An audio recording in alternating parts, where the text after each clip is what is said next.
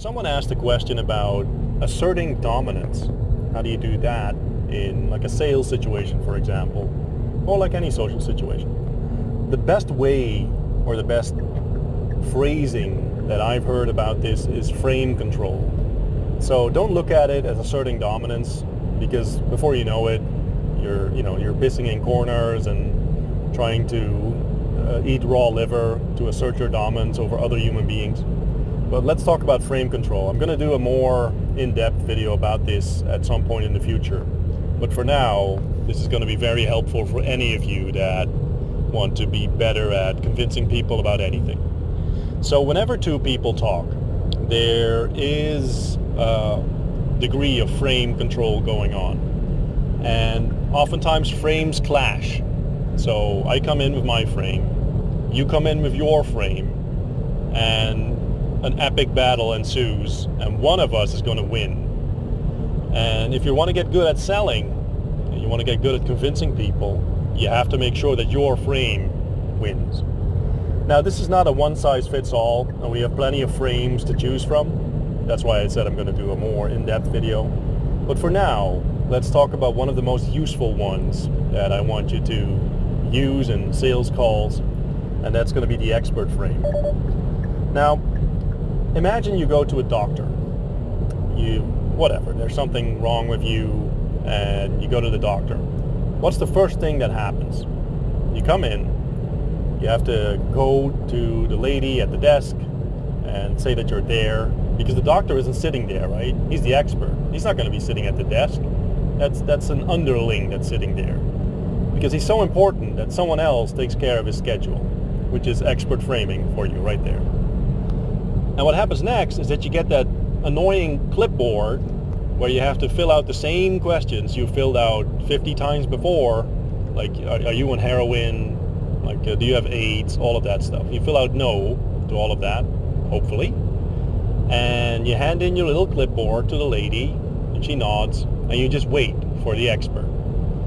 And then finally the call comes, and you can come in, and he shakes your hand, sit down, and he basically says, okay, start talking. And he starts asking questions, because that is what an expert does. He asks questions to diagnose the issue. This is the same thing you should be doing in sales calls. Like, you shouldn't be coming in pitching your shit. Like, a doctor you don't sit down and then the doctor says, hey, bro, have I got some pills for you, man? They will take you places. He doesn't start out that way. At least I hope he doesn't. Otherwise, I would change your doctor. Sounds like a fun guy, though. Anyway, he says, basically, tell me about what ails you, and then he asks more questions, and still more questions. He zooms into the issue. And when he has enough information, he prescribes a solution. And what happens is that you take the solution because he's the expert. He actually knows what he's doing. Now, we can talk about doctors and, their knowledge in general, especially family doctors,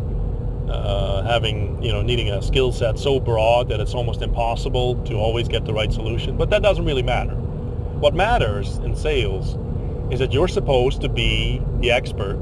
You're supposed to be the one that asks the questions, and then you zoom in to ask more questions, and then when you have enough information, you get to prescribe the solution. So, okay, based on what you told me, the most logical thing to do right now, or the next step, or what we have to do right now, is XYZ.